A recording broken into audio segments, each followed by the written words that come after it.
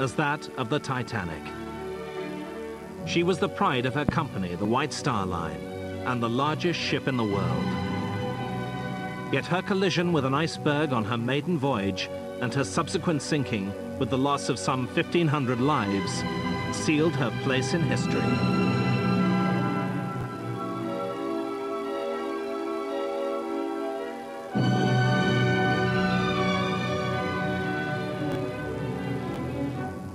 The tragic events that unfolded on April the 14th, 1912 are unforgettable.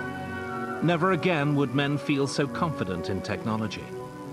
It was claimed in the press that she was unsinkable, but her fate left valuable lessons to be learned.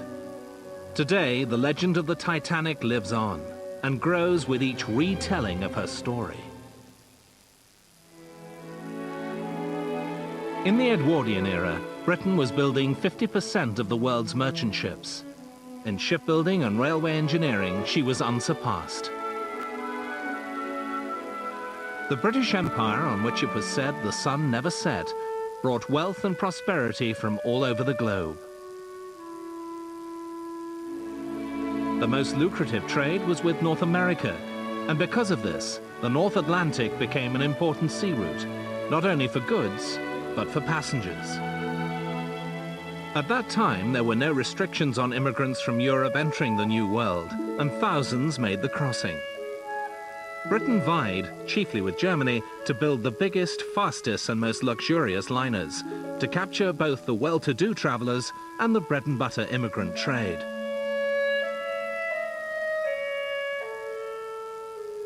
By 1906, Germany had both the largest liner, the Kaiserin August Victoria at 25,000 tons, and the fastest, the Kaiser Wilhelm II, with a top speed of almost 24 knots. But Britain was to outshine them both in 1907, with the Cunard liners Lusitania and Mauretania, both at 32,000 tons with a speed of over 26 knots. They were built with subsidies from the Admiralty, who wanted to regain Britain's reputation for engineering excellence and prevent Cunard from being taken over by an American combine, the International Mercantile Marine Company, or IMM. The subsidy also meant that the two liners could be adapted in time of war as armed merchant cruisers. Another operation, the Oceanic Steam Navigation Company, more popularly known as the White Star Line, was already under American financial control. Opting out of the race to build the fastest liners, they chose comfort and safety as their priorities. American backing enabled the company to embark on an ambitious plan to produce a trio of liners to provide a weekly Atlantic service. They would be the largest, most luxurious, and safest ships in the world, 50% bigger than the Cunard giants. They were called Olympic, Titanic, and Gigantic, the latter eventually to be renamed the Britannic. On July the 1st, 1907, the order for the first two ships was placed with Harland and Wolff of Belfast. They were given the shipyard numbers 400 and 401. In order to build them, major changes were needed at the Queen's Island shipyard. 3 existing slipways were demolished and 2 new ones laid in their place.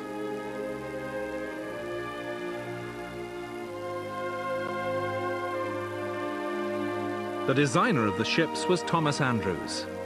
The nephew of Lord Pirrie, chairman of Harland and Wolff, he was a well-connected member of Irish society. He worked with his deputy, Edward Wilding, and a team of draftsmen in a drawing office that housed a huge model of the proposed class of ship. The keel of the Olympic was laid on January the 1st, 1909, and the Titanic's on March the 16th. The construction of the 2 massive hulls progressed apace, the Olympic a few months ahead of the Titanic, to ease the pressure on the shipyard's production lines.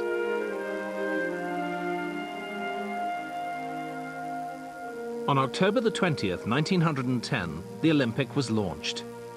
Painted grey, to allow press photographers better views of the liner, Her launch took just 62 seconds. She was then towed to the new deepwater quay for outfitting, leaving the black-painted Titanic still caged in her surrounding gantry. These new vessels were designed to have surface speeds of 21 knots. The engines generated 55,000 horsepower. Cunard had chosen marine turbines to propel their record breakers, but Harland and Wolff were to use their favorite combination: reciprocating engines to drive the two outer propellers, each with a diameter of over 7 meters. The steam they created was exhausted into a low-pressure turbine, which turned the 5-meter-wider head-only propeller. Providing steam for the engines were 24 double and 5 single-ended boilers, containing 159 furnaces. 7 months after her launch, the great ship was ready, and after 2 days of successful sea trials, the Olympic finally left Belfast on May the 31st, 1911. This was a brilliantly timed publicity exercise, as the Titanic herself was to be launched on the same day. For the occasion, the landward end of the building gantry was decked with a Union Jack and a Stars and Stripes, with a White Star pennant in the center, below which code flags spelled out "Success." 100,000 people gathered to watch as just after 12:15, the liner, urged on by hydraulic rams, slid backwards into the River Lagan. There was little ceremony, as was the custom of the White Star Line. Later, when the Britannic was launched, a retired shipyard worker commented, "They just builds 'em and chucks 'em in." As the Titanic slid into the water, she was brought to a halt by the tons of drag chains attached by cables along her hull. The following day, June the 1st, her sister ship weighed anchor in the Mersey off Liverpool, the traditional home and port of registration of the White Star Line. It was to be her only visit to the Mersey, for she was to head straight for Southampton, the line's main port since 1907, where the London and South Western Railway had built a new dock to accommodate this new class of wonder ship. Twice the size of the 20,000-ton liners the port had become used to. Over 500 meters long and 120 meters wide, it was to be known as the White Star Dock until the late 1920s. It was later to be used by the Queen Mary, the Queen Elizabeth, and eventually the new QE2.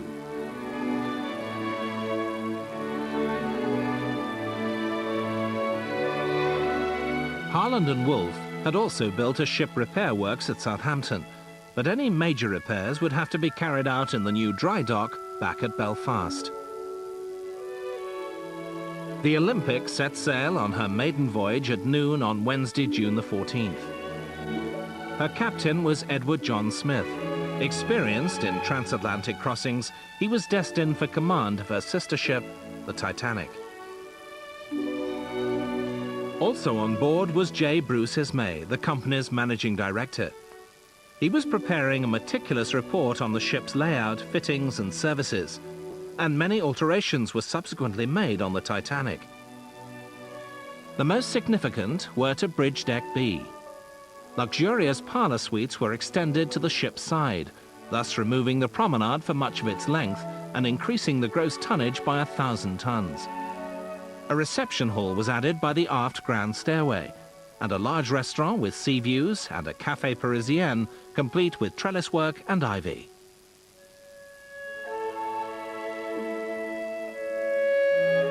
Both ships had electric lifts, swimming pools, the first ever afloat, Turkish baths, squash courts and gymnasia.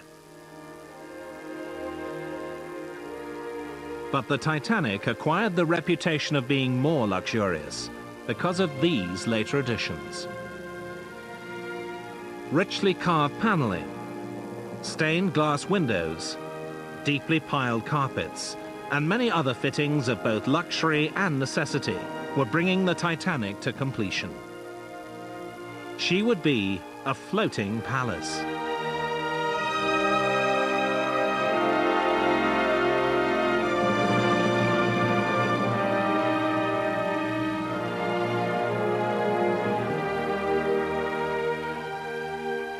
But completion, and ultimately the date of her maiden voyage, was to be delayed. The Olympic had to return to Belfast following a collision near Southampton with the cruiser HMS Hawke on September the 20th. The Hawke's bow was badly damaged, and the hole in the Olympic was over 12 meters high and extended nearly 3 meters into the ship. There was a second hole at the waterline caused by the cruiser's beak-like ram. Some witnesses claim the huge bulk of the liner caused an undertow which sucked the smaller ship into her side. Later, a similar factor was to cause a near accident on Titanic's departure from Southampton. The Olympic was brought to the new dry dock at Belfast, and men were taken off fitting up the Titanic to speed the repairs. Once more, on February the 24th, 1912, Olympic was to come back, this time for repairs to a propeller. Eventually, after all these delays, and 11 months after her launching, the Titanic was at last ready for sea trials.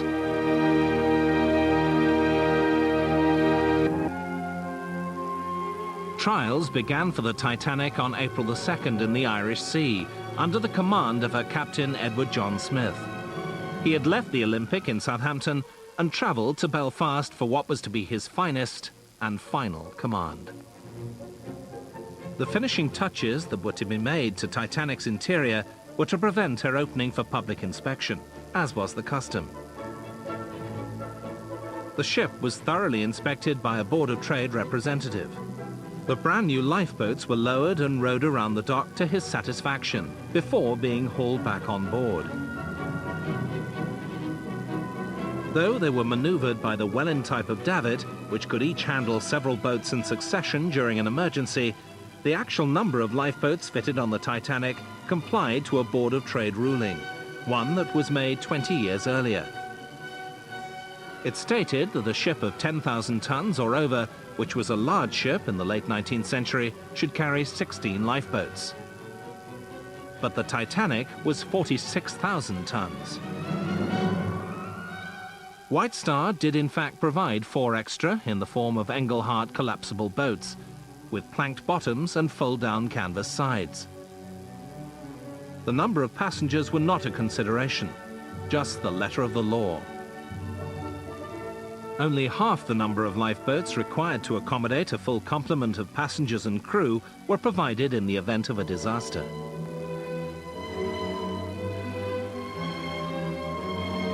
Smith was the White Star's senior captain. For many years, he had captained White Star vessels on their maiden voyages. In an outstanding career, he eventually became commander and commodore of the White Star. His employers had absolute faith in his skill and judgment. His career had been unblemished by any accident, apart from the incident on the Olympic. He was a tall, distinguished, quietly spoken man, and as he approached retirement, the Titanic's maiden voyage was to be the pinnacle of his career.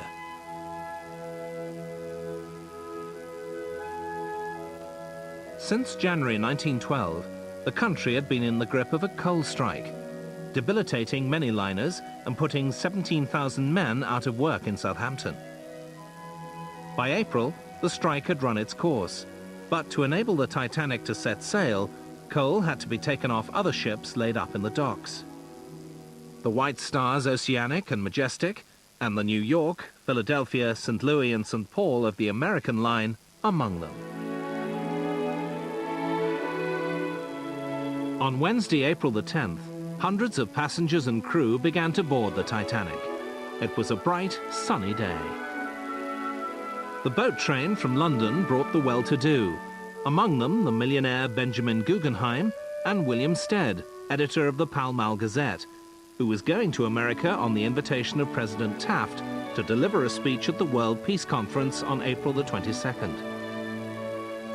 All levels of society were represented on this palace ship.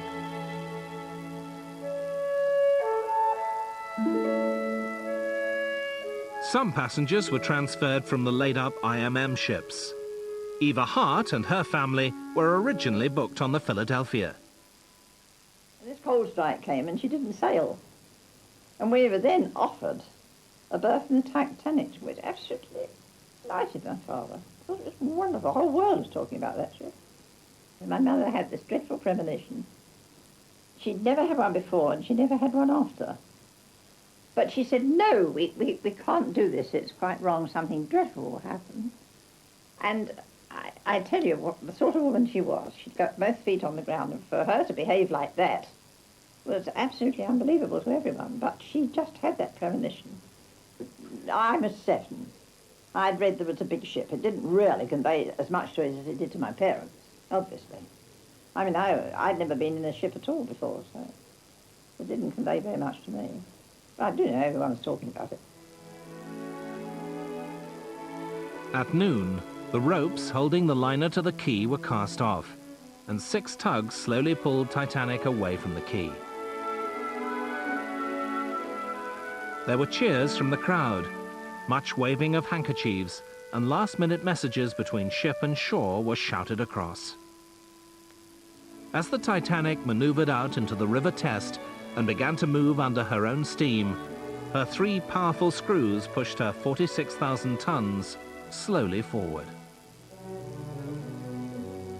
She displaced such an enormous amount of water in the channel that the liner New York broke her moorings and drifted out sternwards, straight into the path of the giant ship.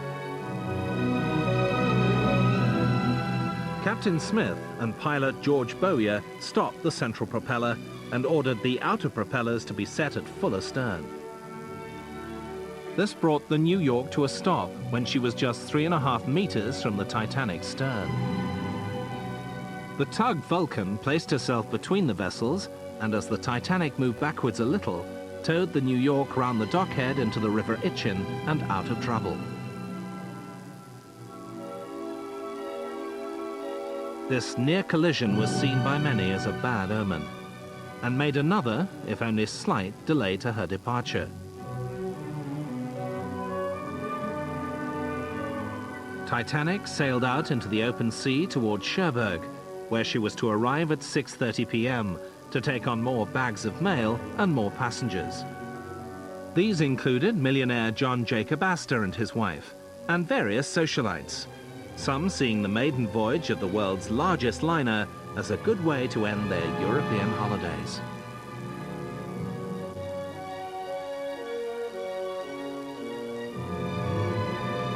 Now she turned westwards through the English Channel towards Ireland, to call at Queenstown, now Cove, just before noon on April the 11th. Mail was delivered, and some passengers made their departure, having reached their intended destination. Remaining on board the Titanic were 322 first-class passengers, 277 second-class, and 709 third-class, making her almost half full, and 898 crew members.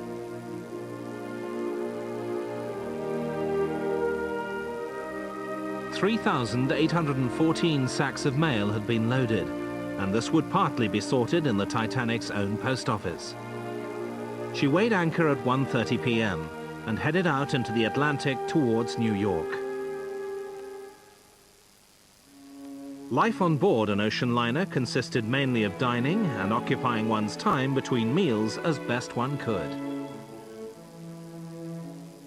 The first-class passengers had the ship's 5-man band, led by Wallace Hartley, to entertain them. Hartley had previously played on the Mauretania and other prestigious liners. The band played everything from Strauss and Offenbach for the stately Jacobean room to ragtime and cakewalks for afternoon dances. A separate trio played in the restaurant's reception room and the Café Parisien. A piano was provided in third class, and an Irish piper and a fiddler would play for them to dance to. Ball games in the forward and aft well decks were popular with the third class. These could be seen by spectators from the other classes on the tiers of decks above them. But they had ample space for deck tennis, shuffleboard, or promenades around the wide boat deck. Inside, there were first and second class libraries and games rooms.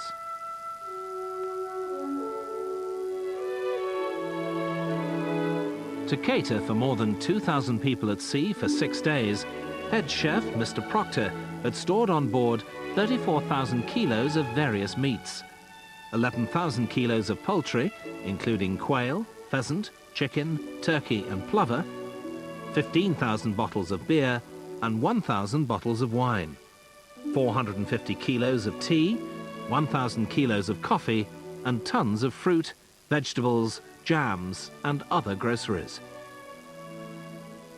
In third class, the food was basic but plentiful.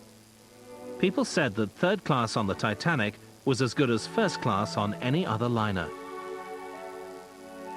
There were 2 dining rooms for first class, the Jacobean room and the a la carte restaurant with the adjoining Café Parisien, the latter 2 being run by Monsieur Gatti and his staff.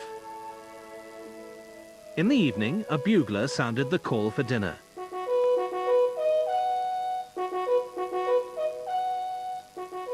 During the voyage, the weather remained fine, the sea calm, but with a chilling breeze. But it was to get colder on Sunday, April the 14th. In the radio room, as the ship came in range of Cape Race, ship-to-shore contact was again made possible. The operators were kept busy sending the backlog of messages which had built up since the breakdown of the system 2 days previously. Ice warnings had been received during Sunday by the 2 Marconi operators in the radio room, Jack Phillips and his assistant Harold Bride. Their primary role was to transmit and receive private messages, known as Marconigrams, mostly containing stock exchange information and news.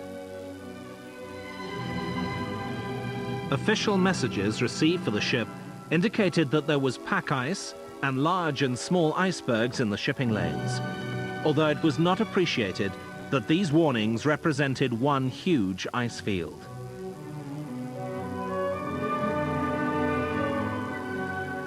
Messages to the ship itself were pinned on a notice board for the attention of the navigating officers, but not all the ice warnings received were posted. An 11 a.m. warning had read, America passed 2 large icebergs at 41 degrees 27 minutes north, 50 degrees 8 minutes west on the 14th of April. A message received from the Masaba at 9:40 p.m. stated, ice report in latitude 42 to 41 degrees, 25 minutes north, longitude 49 degrees to 50 degrees, 30 minutes west. Saw much heavy pack ice and great number large icebergs. Also field ice. Weather good. Clear.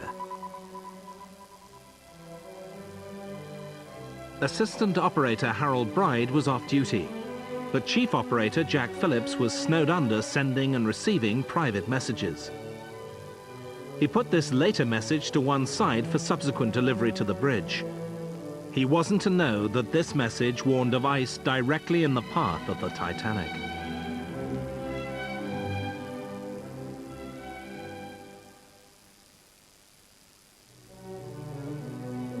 At 11 p.m., the nearby Leyland liner Californian had to stop, locked in by ice. During the course of the evening, Phillips rebuked the Marconi operator on the Californian for interrupting his calls to Cape Race.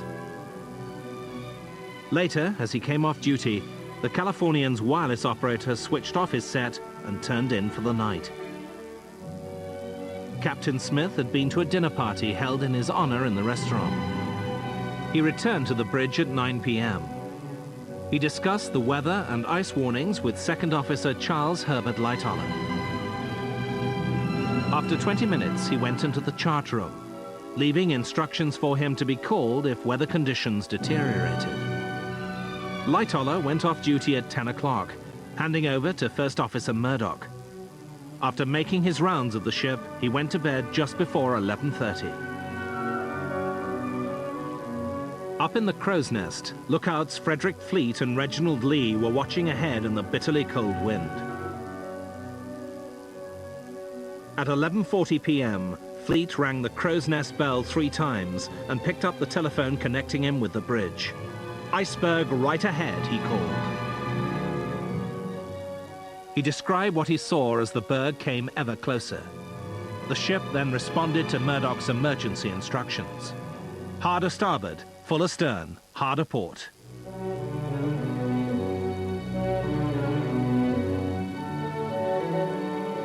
The prow swung slowly across, and the iceberg passed along the starboard side of the ship before disappearing aft.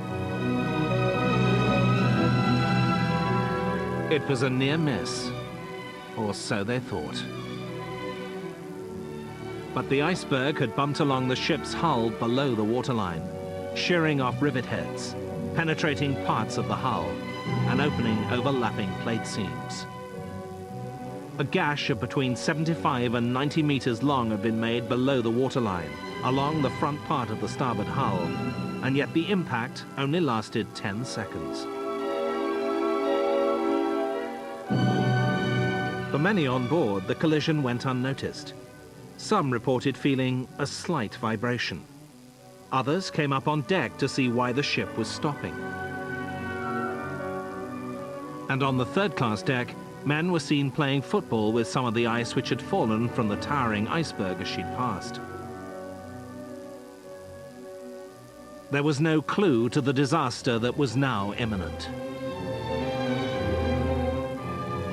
Captain Smith had rushed to the bridge and checked that all the electrically operated watertight doors below had been closed. He ordered a quick inspection of the ship. It was only then that the enormity of the damage to her hull became apparent. The Titanic's hull was divided into 16 watertight compartments and could float with any 2, even possibly 3 or 4, completely flooded. But this long, glancing blow meant that the 6 forward compartments were flooding rapidly. Bulkheads this far along from the prow only reached up to the saloon deck. As the water level rose above each compartment, it would fill the next, and so on, until she began to sink by the prow. Her fate was sealed.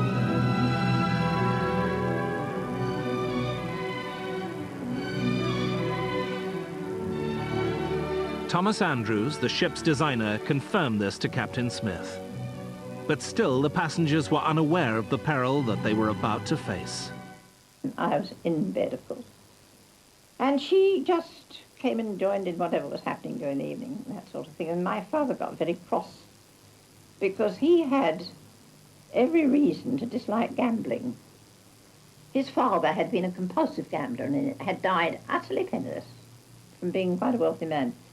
And so everybody was gambling on this Sunday night. They were making books, I think, service, and having sweepstakes as to what time she would get in so many minutes past so and so. My father would have nothing to do with it. And so he went to bed quite early, for him anyway. And my mother sat down to sew and read. And she looked up at him, he was reading. He said he'd got a very interesting book. But quite quickly he went to sleep, and she got up and took the book from him and settled down again. And she said at 10 minutes to 12, she felt a slight bump. And she said it was just like a train pulling into a station. It just jerked.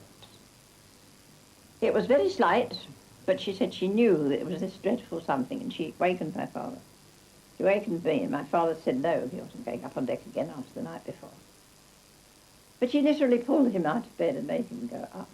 And she then said she was going to dress me, and I, being sleepy and very naughty, said I wasn't going to be dressed. Nothing to be dressed for. I came back to bed.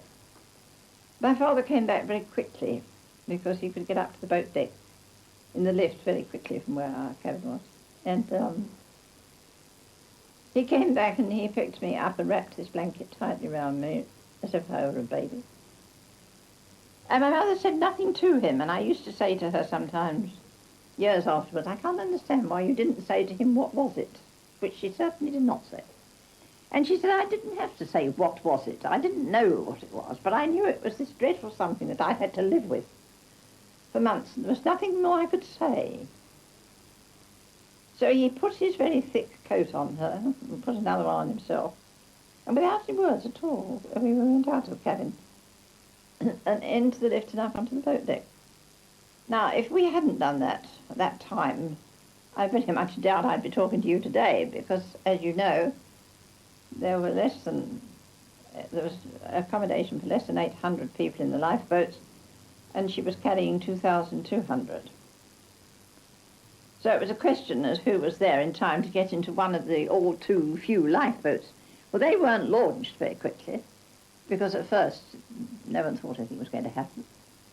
But my father went away and spoke to an officer, and he said, they are going to launch lifeboats, but you'll all be back on board for breakfast.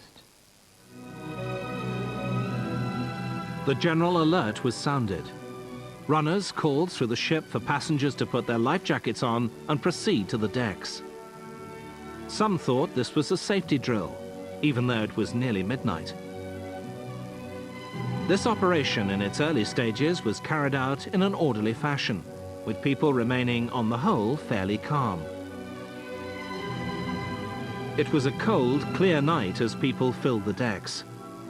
Those in the upper classes arriving before the greater numbers of third-class passengers, who were berthed furthest away from the boat deck. The sea was a flat calm, but Captain Smith knew there would only be enough space in the lifeboats for half the people on board. Down in the Marconi room, the captain ordered the operators to stand by. He then returned a few minutes later at 12:15 a.m. to tell them to send the International Distress Call, CQD. Their position was estimated at 41 degrees 46 minutes north, 50 degrees 24 minutes west. At 12:25, this was changed to 41 degrees 46 minutes north, 50 degrees 14 minutes west. The revised signal being picked up by the liner Carpathia nearly 100 kilometers away. She immediately altered course and steamed towards the stricken Titanic. Just after 12:30, Captain Smith returned to the wireless room and asked what they were sending. CQD, Phillips replied. Harold Bride joked, "Send SOS, it's the new call. It may be your last chance to send it." Shortly after, the first lifeboat was lowered, containing only 19 or 20 people. No lifeboat drill had been given on the voyage so far, and many of the crew were unsure of their lifeboat stations. But then Quartermaster Lowe began firing distress rockets at 5-minute intervals. Passengers were now less reluctant to climb into the lifeboats, and the first signs of panic were evident. There wasn't any panic until the lifeboats left, and then there was panic galore. We were down on the ocean. We could hear them running about on the decks and screaming. You can imagine people came up from their cabin, went onto the deck, no lifeboat, tearing around the other side. That's when the panic was there. There wasn't any panic at the time I got in the lifeboat because there weren't enough people up there. And there were enough people there to just get into the lifeboat. But after that, when the others started coming up from their cabins and there were no boats, gosh, there was panic. We could hear it. Definitely. The ship's band, led by Wallace Hartley, had been playing throughout these events. They now moved out onto the deck and began to play jaunty ragtime tunes, perhaps to lift the spirits of the frightened passengers. As each lifeboat hit the water, it moved quickly away from the ship to avoid suction should she go down. Some rowed towards the lights of a ship which could be seen just a few kilometers away. But the ship was never identified, and no one reached it. And of course there are still threats of legal things even these days about whether the ship that was so close to us was the Californian or not. I mean, I saw that ship. It's terribly close. And the other thing I'm saying is that I didn't see a ship 19 miles away. I saw a ship that was so close, and they said at the time it was less than 9 miles away. Now they're trying to say it was 19. I saw it. You know, it wasn't just lights on the horizon. You could see it was a ship. And I saw our rockets being fired, which that ship must have seen. Well, this inquiry says that they did see it, but they didn't think it was a portent of danger. But I would have thought in the middle of the Atlantic, in the middle of the night, that rockets must mean trouble.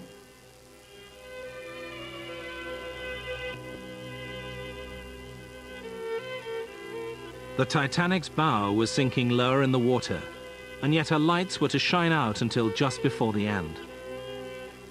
With great courage, every one of the liner's engineers stayed at his post in the bowels of the ship to keep the pumps, lights, and wireless operational. Women and children first was the rule for the lifeboats, but some men were allowed in so long as no ladies could be seen close by. J. Bruce Ismay, managing director of White Star, himself stepped into a partially filled boat.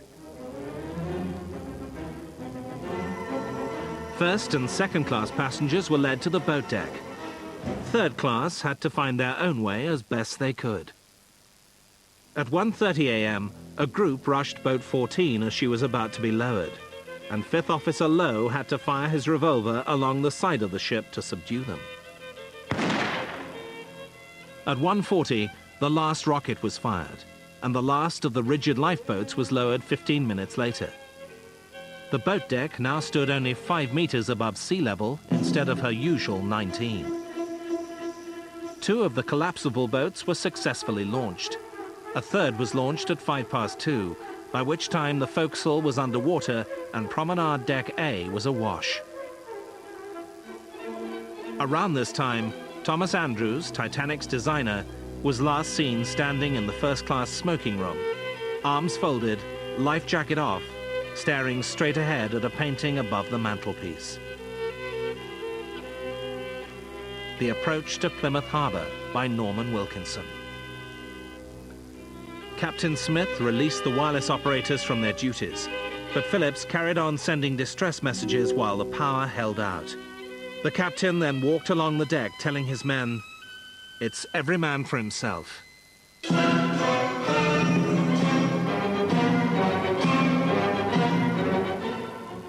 At 2:10, with lights still ablaze, she lurched and sank deeper. The last collapsible lifeboat and some men were washed off the deckhouse. Lifeboat B landed upside down in the water with no chance of righting it. Men clambered to at least stand on the upturned hull.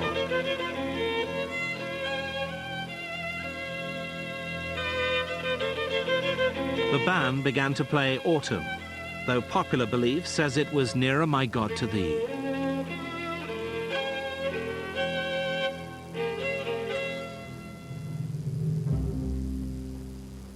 Titanic's stern was now rising out of the water. As 2 cable stays snapped, the forward funnel crashed down, crushing the bridge wing and killing several people in the water. The wash it generated pushed the upturned lifeboat away from the ship. There were varying reports on how Captain Smith met his end. One claimed he committed suicide on the bridge with his revolver. Another that he swam up to a lifeboat with a baby in his arms, put the baby in the boat, then sank beneath the waves. Another claims he simply went down with his ship. Perhaps he too had been killed by the collapsing funnel, but others say he swam towards the upturned collapsible lifeboat before turning away and disappearing into the darkness.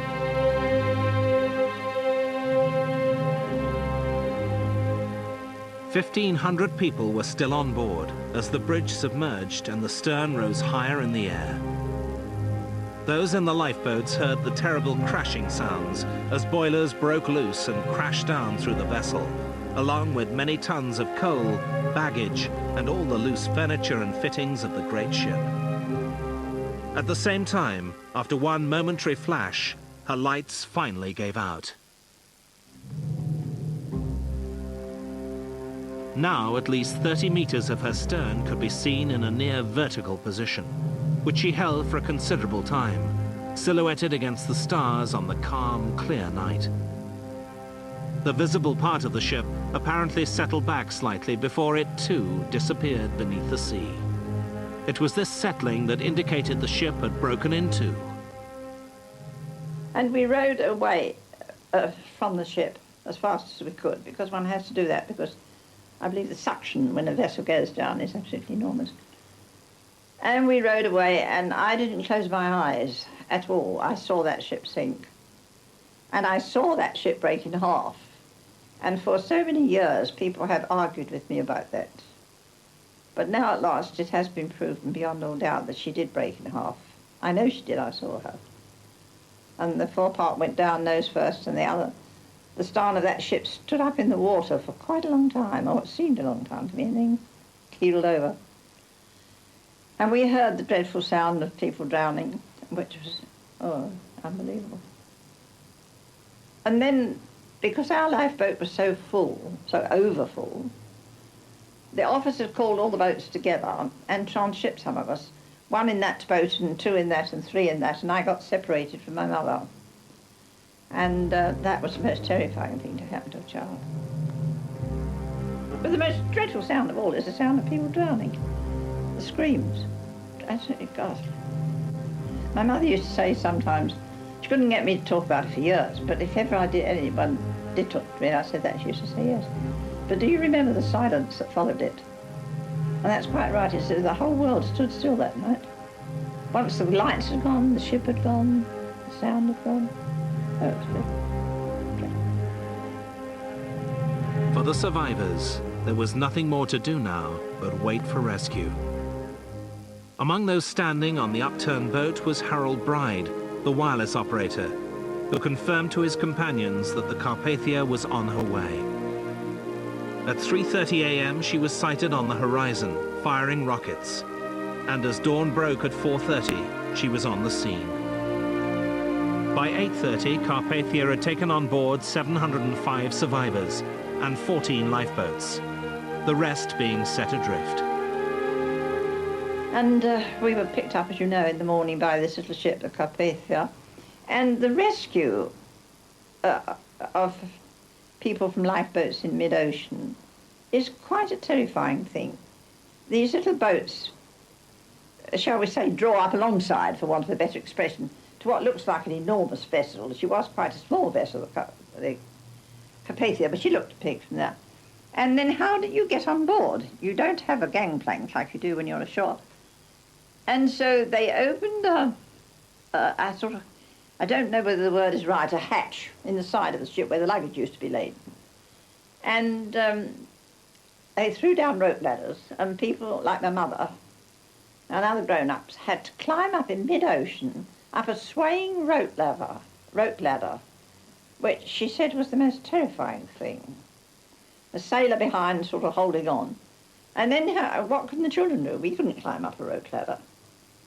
So they got these big luggage nets, and the mesh is very wide apart. It's quite a big mesh. Children would have slipped through it, small children. Anyway, our legs and feet would have gone through. So each child was put in a sack. And I remember being petrified when I was put in that sack, and it was tied round, and the sack full of these children were put into these huge nets, and quite safely, of course, hauled aboard. But that really was quite terrifying. And then having got on board, of course, I couldn't find my mother. And I didn't find her for hours, but eventually I found her.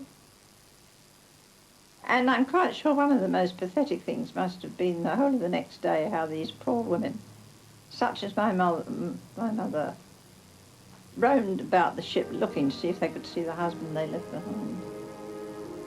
But no one found anyone. En route to New York, the Carpathia's Captain Rostron only allowed official and personal messages to be sent from the ship by radio.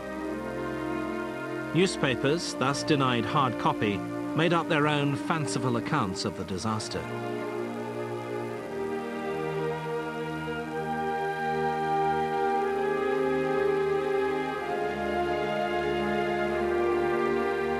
It was only on the ship's arrival that the true story became known, and gradually the dreadful news of the disaster was released to the world.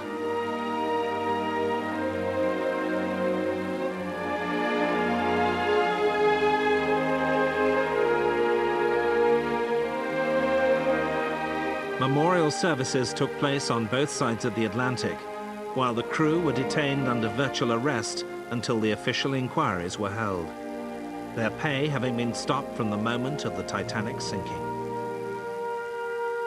Controversy reigned over who was to blame, and whether the nearby ship, the Californian, could have rescued everyone on board if only her wireless operator hadn't closed down his set 20 minutes before the collision with the iceberg. Her lookouts certainly saw and counted the rockets, but thought these might have been company signals used for identification purposes on ships still not fitted with radio. They also remarked that they appeared to be too low for a ship that was reportedly so near. The American inquiry laid blame for the disaster on J. Bruce Ismay, citing that the Titanic was sailing at virtually full speed at the time of collision, knowing there were icebergs in the area. Also, the lack of sufficient lifeboats. The English inquiry also blamed the speed and inadequate provision of lifeboats, but also cited Captain Smith. After this tragedy, ships were to follow a more southerly Atlantic route, traveling slower with lifeboat provision for all.